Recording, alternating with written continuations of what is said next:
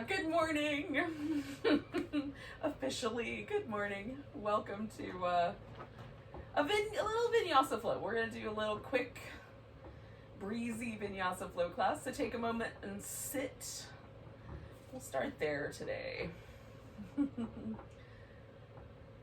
And probably if you're like me, you have all kinds of things that need to get done today. So we're going to drop all that stuff. And just pause here in the moment. Notice the breath. That stuff will be waiting for us when we're done with yoga.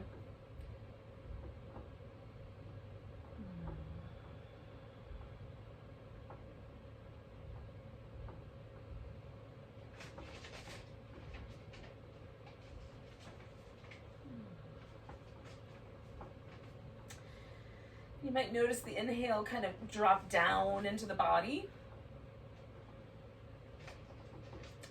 And then notice the exhale, almost like it rises up. And so we use the inhale as a kind of way to get grounded. Feel it kind of bounce against the floor a little bit before you exhale. And then let's use the exhale as a kind of way to feel a little bit light, a little bit less burdened, if we feel burdened at all.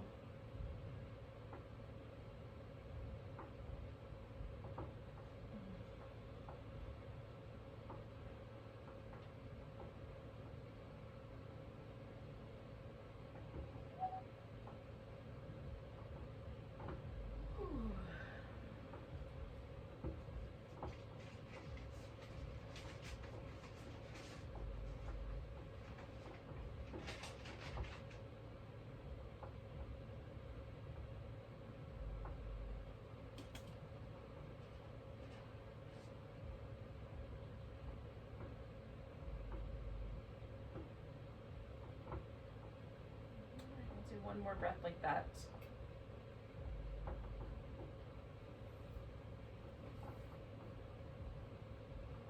And then drop the chin. And if it's okay, you can roll your head up around one shoulder and back, and up around another. If you'd rather, you could draw a circle in the air with your nose. It's slightly different, but often just the right amount of different. Then this kind of lolling the head over the shoulders.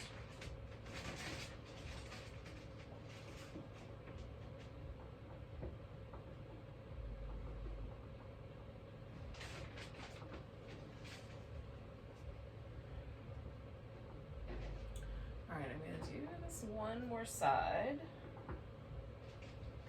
And then come back to the middle and float my head up. And we'll do some little circles with the shoulders. Oh. This always feels really good. It's something you can do all the time, and yet I don't. Go in the opposite direction. I feel like I could probably do this once an hour, and it would be just about right. All right, let's come up to all fours.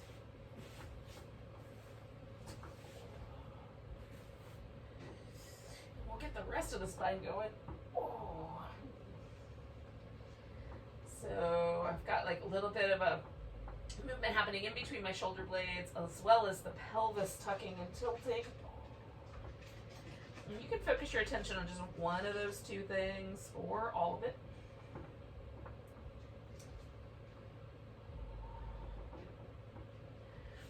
Sometimes I add little side bends as well, because that feels really nice.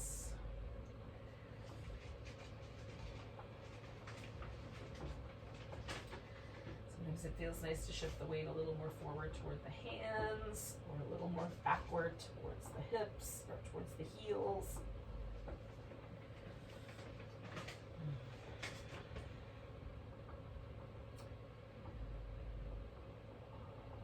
So do a little spinal balance. We're going to take the right leg and the left arm out. Give that a little stretch.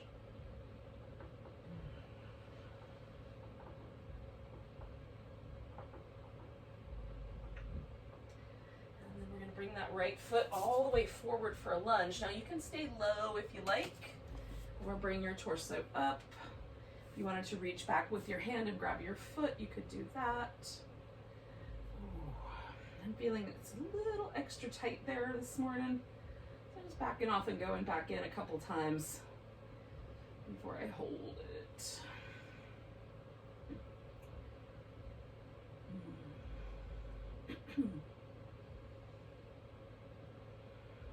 One more breath here. I'm going to slide my hips back, straightening out the front leg and fold over it.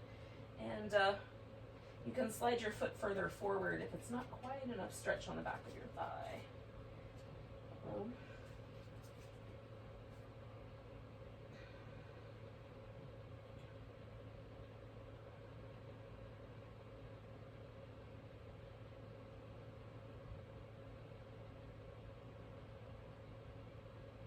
Now I'm going to put both my hands over here on the left so I can bring my right leg back. If you'd like, you can come to a full plank first if you want to be a little extra. Otherwise, we're going to roll onto the left side here into a little left side plank. Oh, good. That's exactly the right time to bite my fingers. Let go. Go away. Yoga with pets. Taking one more breath. Oh, coming back to center. Oh, I'm going to kick myself through a couple of cat shapes.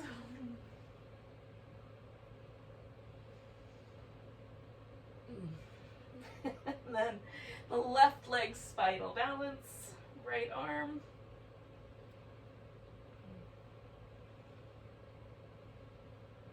You're a little vampire. And then bringing that left leg forward and finding a lunging shape.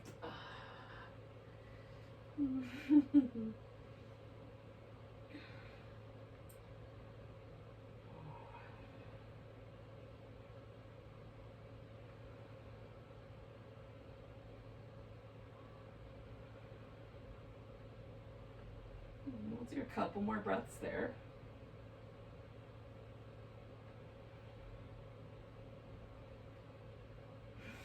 Then send the hips back and fold over the leg of the front ear. Oh.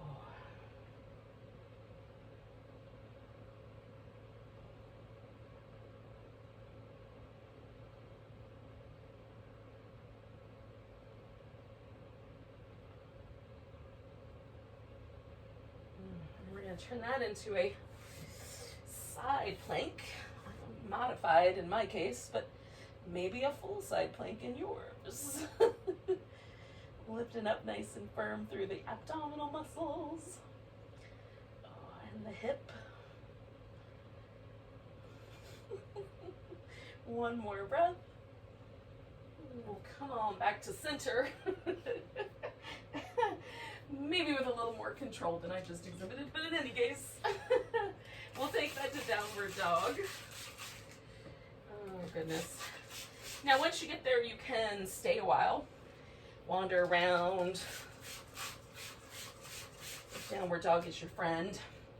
And if it's not your favorite pose, then just use it to get on your feet and then end it. Oh.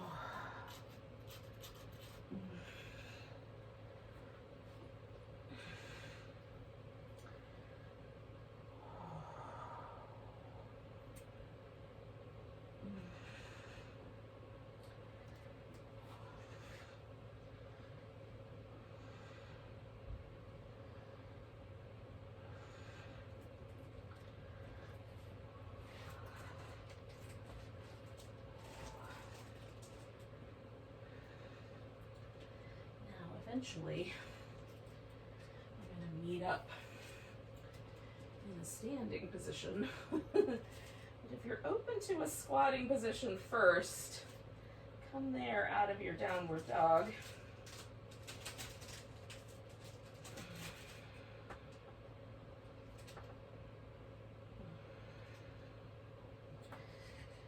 And then we'll kind of dangle upside down.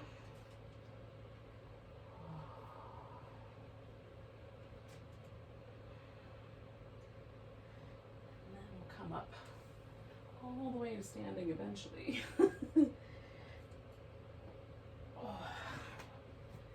yourself a little stretch, a little shimmy, and we'll find ourselves ultimately in a mountain pose.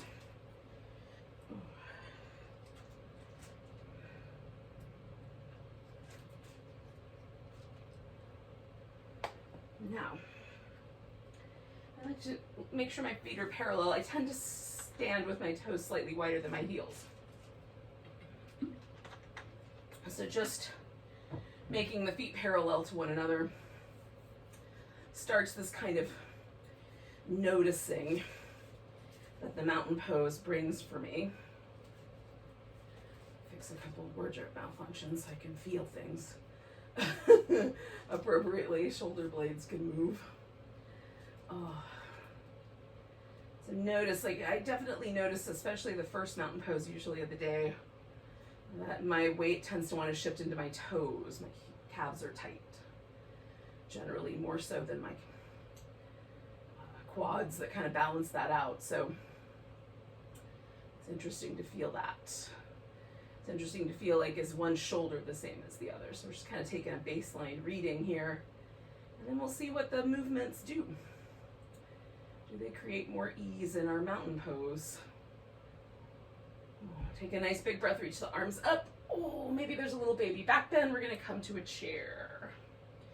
From the chair, we're gonna bring ourselves to a balancing pose. Now you can leave your arms up or bring them down. We're gonna take the weight to the right. Maybe that left shin comes up on top of your right thigh, or maybe it just crosses at the shin, or even the ankle. Hold and steady, one more breath if we can. We're gonna pick up that leg and step ourselves back. So we're going for a warrior one here. So both feet are nice and firm on the floor, not a tight rope, so it doesn't feel like I'm wobbling side to side. And then I'm facing my rib cage forward for now. That might change. So I'm gonna fold forward over my leg, keeping my knee bent, wrapping my arms behind me. You could lace your fingers together. I'm heading my torso slightly to the diagonal now, matching it up a little better with my hips. And you can let yourself really kind of drop over. Even the arms can come up off the back if that seems appropriate.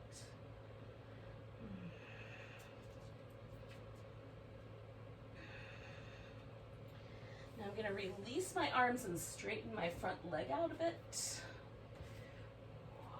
And that's going to swing my torso more towards the front. Ooh, between me and my hamstrings.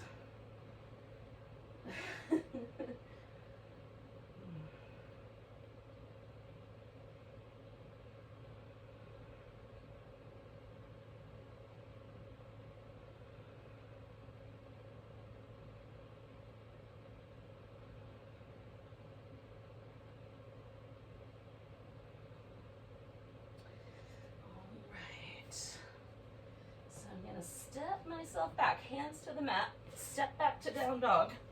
You can just hold that dog, or come forward, lower down, do a cobra or an upward dog, and then back to downward dog. And we'll take that right leg up, sink into that left heel a bit. And then when you step the right foot forward, lean into it.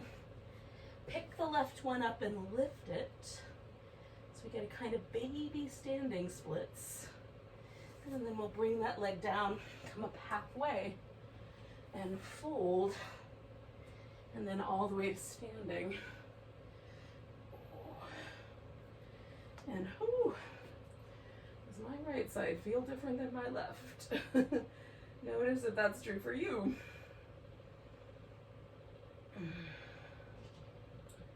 Do it again on the other side. Nice big breath, reach it up. Maybe a little baby back bend to start with. Coming back, we're gonna take a chair. Weight to the left this time. Right ankle or shin on top or in front.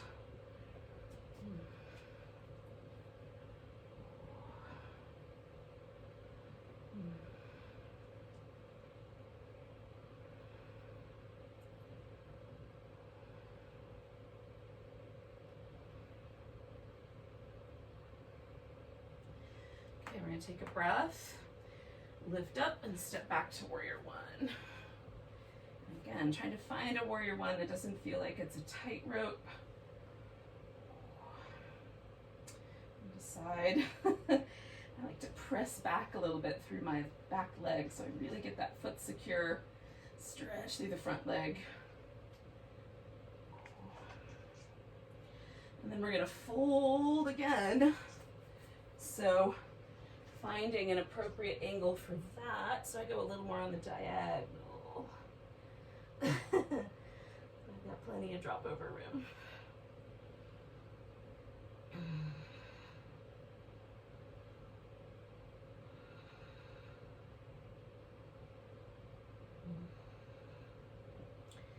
Now one more breath with the front knee bent.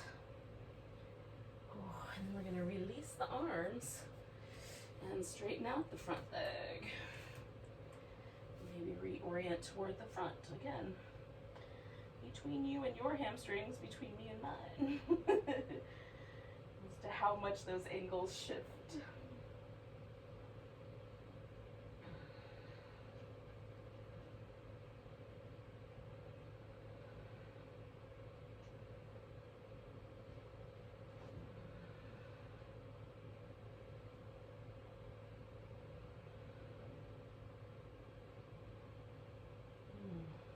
One more breath. I'm going to transition this into my downward dog. And then the rest of the vinyasa, you can skip all of that, of course, or do your version. Maybe you need a little extra, some extra push-ups or something along that line. Oh. When you're ready, come to downward dog, do a little three-legged dog. And then we'll step that left foot forward. And again, centering the weight over it, we're gonna pick that right leg up. See if we can hover there. And then we'll bring the right foot down, come up halfway. Fold, and come all the way to standing. And again, just finding our mountain pose here and seeing if there's a difference.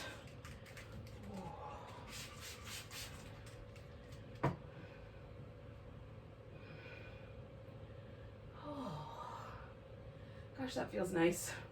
I always like the mountain pose after a round of vinyasa sequences. It just feels a little more homey. All right, let's do it again. Nice big breath, reaching up. Grabbing your right wrist, we're gonna stretch over to the left. Oh. Coming back to center, we'll take a tree pose.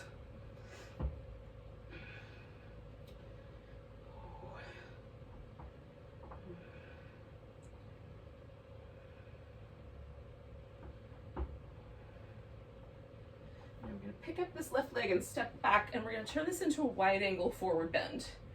So we're facing down the side of the mat and then folding forward. You can decide how wide apart or close together you like your feet, whether you like your feet turned out a little bit or in. And then we're gonna take this and bring it up about halfway and then let ourselves drape in however far is an appropriate amount, maybe not at all.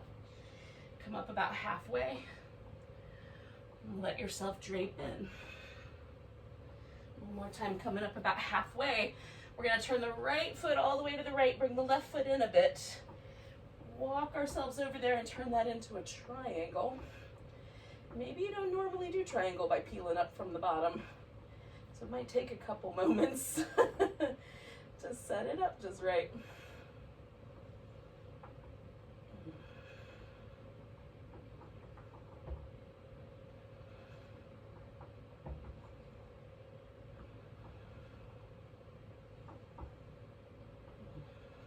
Taking a nice big breath. And then we're going to come out of there, swing it around to the center again. Find that wide angle. Lift up about halfway. Fold into it. Lift up about halfway. fold into it.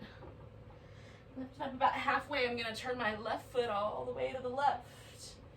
Adjust my right foot in a bit. Walking myself over to my left leg. I'm going to turn that into a triangle pose. Again, the way you get into triangle pose sometimes determines how it feels. But you can always shift it around.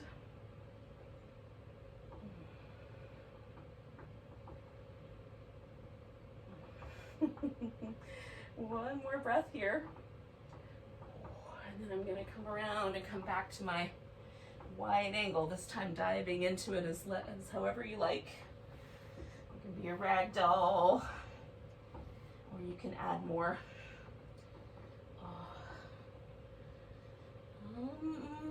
precise angles. That might be what I'm trying to get at. My brain is not making up lots of words right now. Alrighty, but I do like this kind of opportunity to rinse out my shoulders hanging upside down, so that's what I'm taking advantage of. Alright friends, we're going to turn the toes out and turn this into a squat.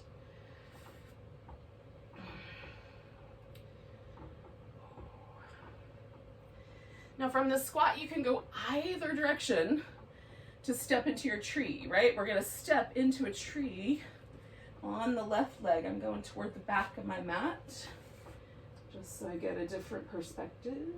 And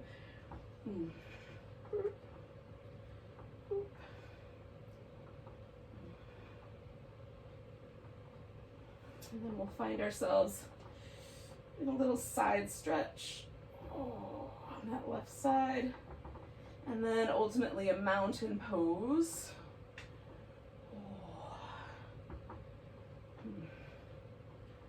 And how does the mountain pose land this time? Now we're going to turn our mountain pose into a boat pose. Theoretically by just squatting down and sitting on the floor, but that's not going to work out for everybody. And hopefully it works for you, but it's not going to work for me. I am going to squat. But my bum is a lot farther away from the floor than is comfortable for me to just drop into, so I'm going to put a knee down first and then come to my boat pose.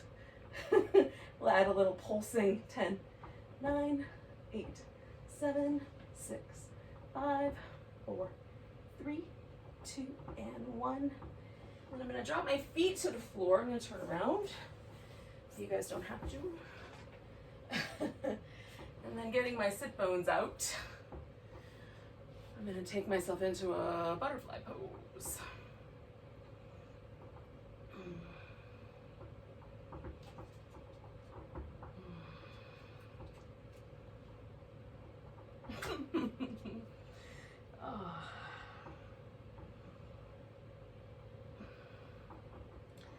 Lots of helpers this morning.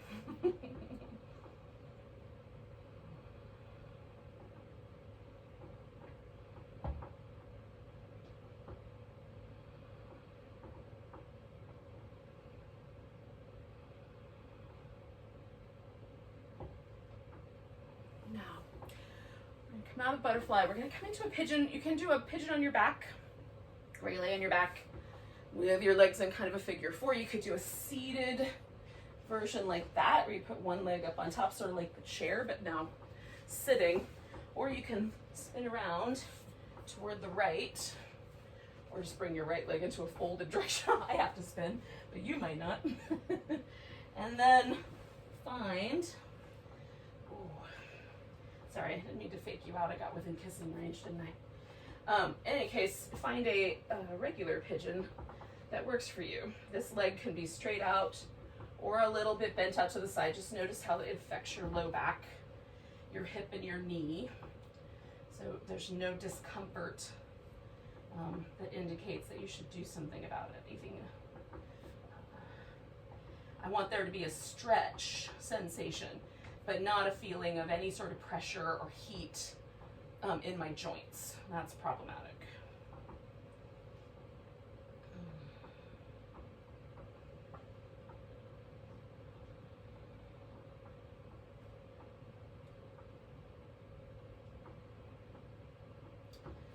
Jared is showing off by doing the best spinal twist I've ever seen in my life. Not nearly as bendy as that.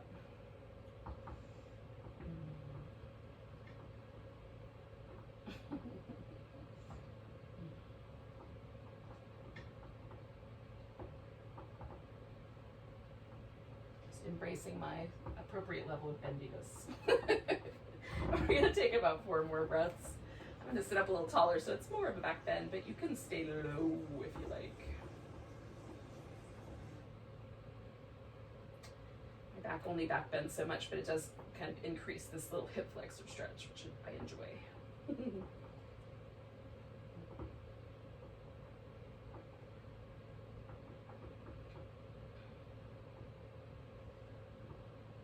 Okay, so take in a big inhale.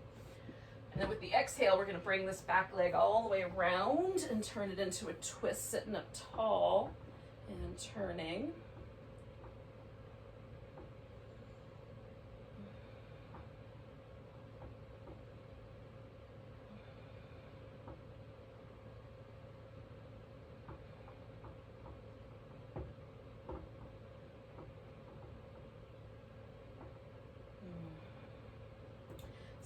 Rooting into both my sit bones, getting a little taller. You might want like a little more leverage, bringing your elbow nearer your knee or something along that line. Just, you know, whatever choices you make, there's a good and a bad. Aim for more good. Sometimes I have to give up something to get something else, but as long as I'm not giving up stability in my spine, I'm generally in a good mood about it. All right, so we'll come out of the twist. And then we're going to do the opposite side. So you can do that either through a vinyasa or by just simply swinging your legs around the other direction. And that is up to you. So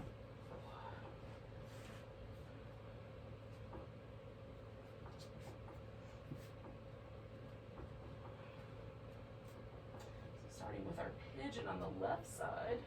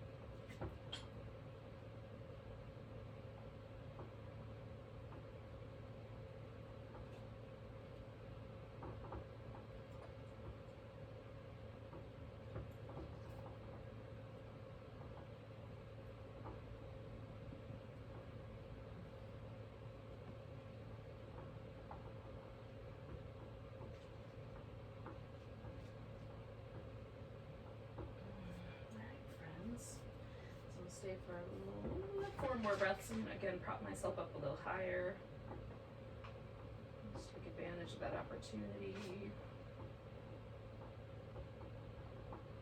And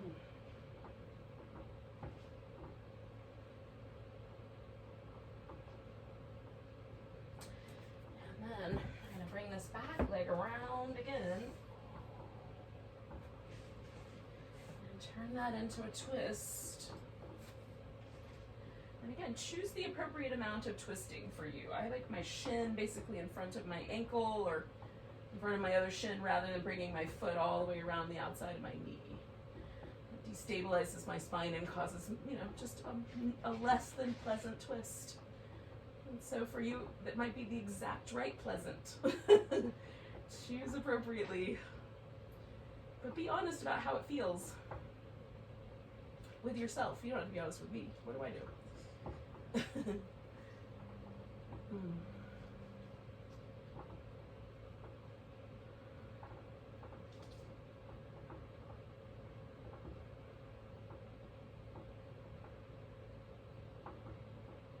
2 more breaths.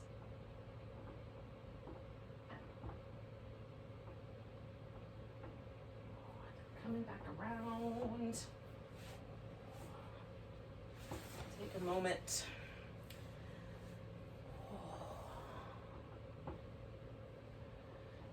return to where we started.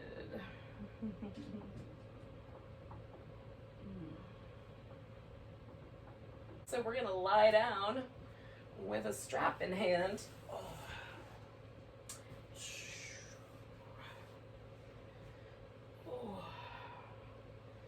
So before I get into the strap stretches, I'm just gonna give myself a little moment here to sort of wiggle around, do some little low back releasey stuff. I'm gonna take a pillow and put it out here because that'll come in handy in a minute. So I'm gonna bring my right leg in. Now you can just hold on to your right big toe and straighten the leg out. That can work. I find it much more pleasant when done with a strap, even though I can do that. It's nicer to do it with a strap. So extending the leg out, and you can either hold on to the strap or even be super hands-free and put the strap underneath your back. So it goes over the shoulder and out by the hip. And you can then hold on to it with the weight of your back pressing onto the strap. So it's, you don't have to hold on hard or tight. You can just kind of keep it in your hand so it doesn't slip all the way out. Now I've got a stretch going up the back of my leg here through my calf muscles. If I push up through my heel and pull my toes down, it's a little more calf muscle oriented. If I point my toes, a little less. You can also rotate the leg a little bit externally or bring it back to neutral, and it'll change how I feel the stretch on the back of my thigh, which I think is kind of fun. You can sort of customize it.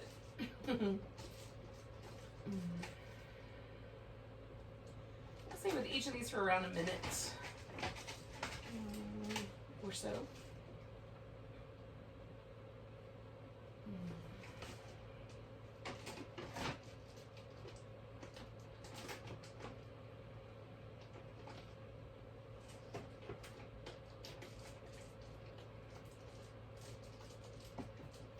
I'm going to take the leg out to the side, so now we get a little more inner thigh. If I rotate my whole leg towards the inside, so an internal rotation, that tends to lighten up the sensation that I feel here. I don't feel any sharp attachments, whereas if I roll it externally, it sort of brings these inner hamstrings into play and puts a lot more pressure down the system, so it can get a little bit more intense through the adductor area. So if you like that, roll to the outside. If you want a little less, try rolling to the inside. Now, that's the way it works for me, but it might work the opposite for you.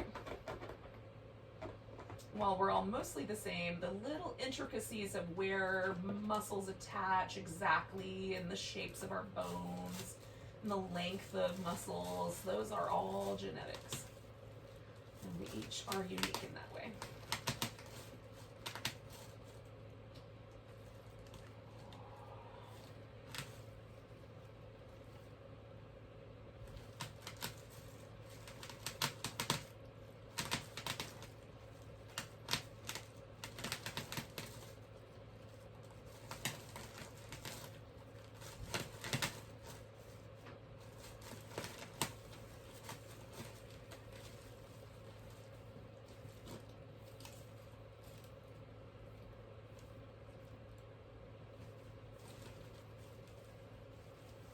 So we're going to take a big breath.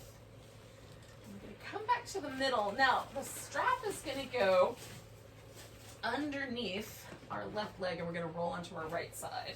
So I'm just going to take my left leg and just kind of swing that guy behind there, holding the strap in my left hand.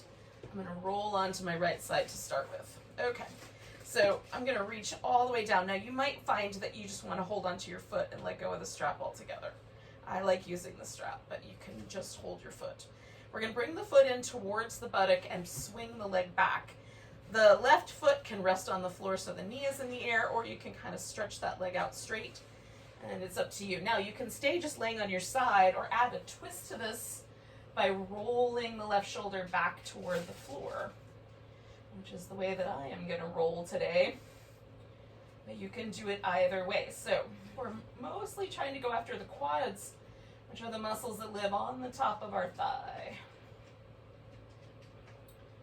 We sort of got our outer hip already with the pigeon, so trying to get caught up on the other bits.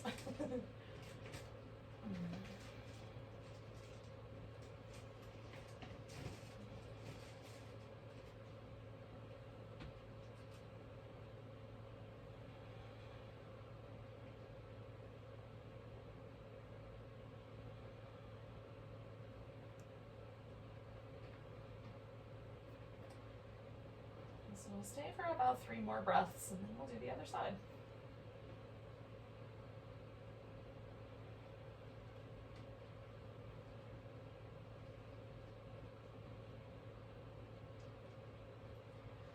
Get out of this, I'm going to release my foot and roll back onto my back and do some little in-between movement.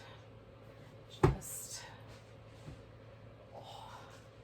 so that feels like I'm kind of moving back towards a neutral space. Meanwhile, I'll put my left foot in the strap.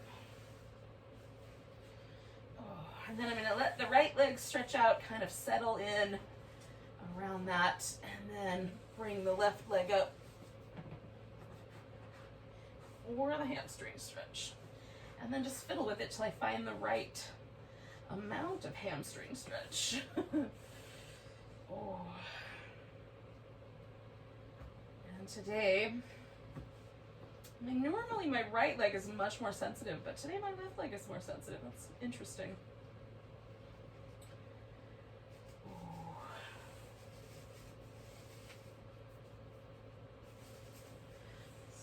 Finding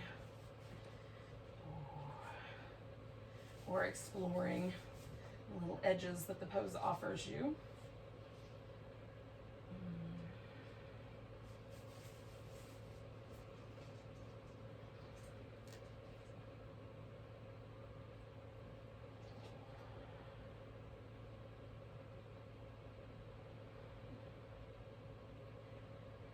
And with your exhale, go out to the side, so we'll get the inner thigh a little there.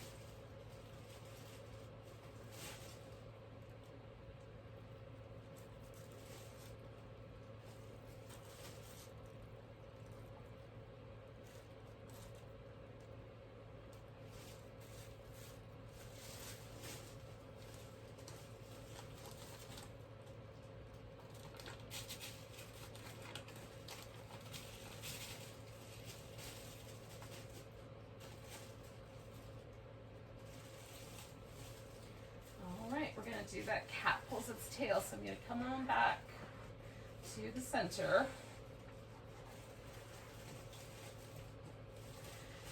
I'm going to step my strap behind me on the right side over here. Reach down here and hold on to it. Now you can again hold your foot instead. Starting out and then adding the twist once I've got my quads going. And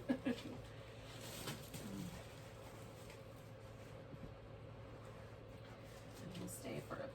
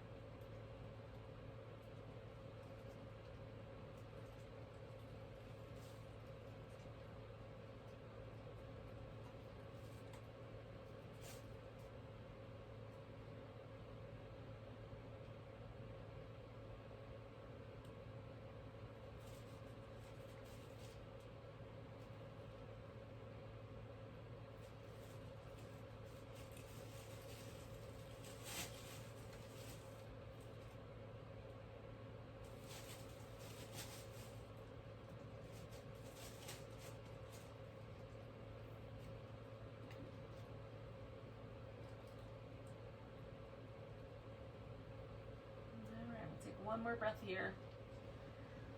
Then we'll release the shape. And theoretically, we can just go right into Shavasana, but probably a little bit of movement would be nice. Oh.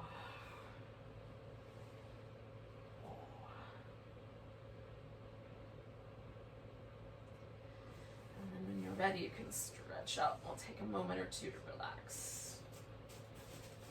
Oh, and just see where we landed. So it's sort of like mountain pose, but lying down. Why they don't call it reclining mountain, I'll never know. Or standing corpse on the other end of the spectrum. Okay, that would be weirder. The reclining mountain seems kind of like a nice pose. Oh.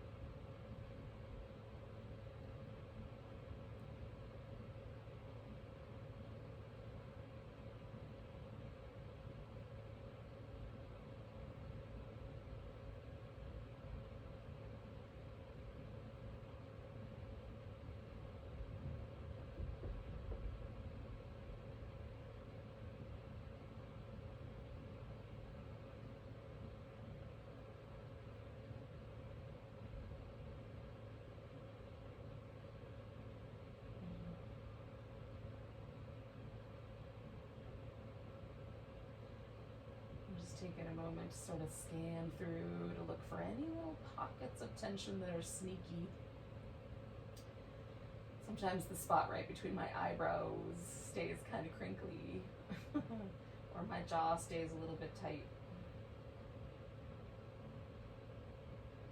So let yourself see if there's any more little areas that you can just let go in.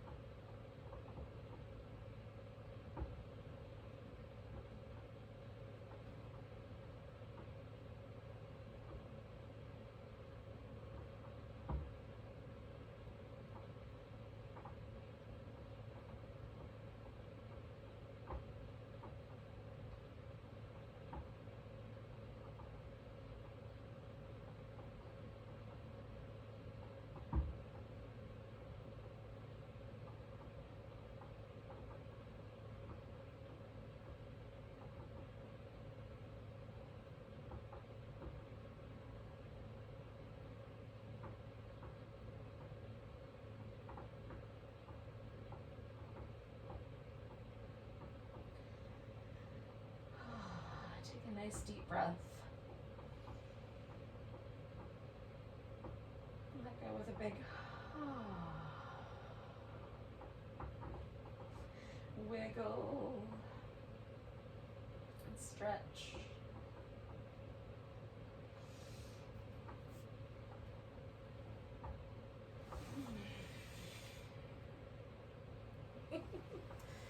Meet back up. Oh. In a seated position. And say goodbye to each other one more time. Nice big breath. Big deep sigh. Namaste.